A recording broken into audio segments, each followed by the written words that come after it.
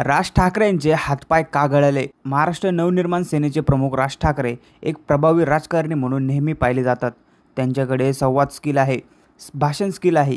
त्यांच्यासोबत ठाकरे कुटुंबाचे एक वलय आहे जे कदाचित उद्धव ठाकरे यांच्यापेक्षा अधिक आहे. म्हणून उद्धव यांच्यासोबत राज ठाकरे जाणाऱ्याची चर्चा सुरू झाल्यानंतर त्याबद्दल उत्सुकता देखील होती.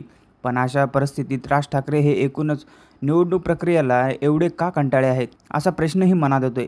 निवडणूक प्रक्रियेत अनेक दोष आहेत हे आत्ताच नाही अनेक वर्षांपासून बोलले जाते. त्याची उदाहरणे समोर येतात. पण आता विधानसभाकडून पराभूत झाल्यापासून सगळे विरोधी पक्ष एकसुरात सगळे काही बोगस सुरू असल्याचा आरोप करत आहे. आता ठाकरेंनी सुद्धा तो सूर आवळून धरला आहे.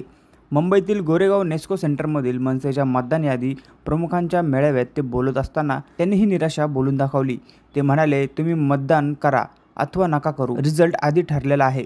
विरोधकांवर निशाणा साधत राज ठाकरे म्हणाले, तुम्ही शेण खाऊन ठेवलं आहे म्हणून तुम्हाला राग येतो.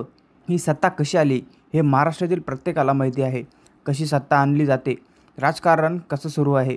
विधानसभेत 332 आमदार निवडून आलेत, पण महाराष्ट्रात सर्व सन्नाटा होता. कुठे विजयी मिरवणूक नव्हती, जल्लोष नाही, काहीच नाही. जे निवडून आले ते अवाक झाले होते. देशात काही प्रकारच्या निवडणुका सुरू आहेत याबाबत सर्वांना कळलं. अनेक जण म्हणतात राज ठाकरे यांच्या सभेला गर्दी होती पण ते निवडून येत नाही. निवडणुका अशा होत असतील तर कसं निवडून येणार असा प्रश्न राज ठाकरे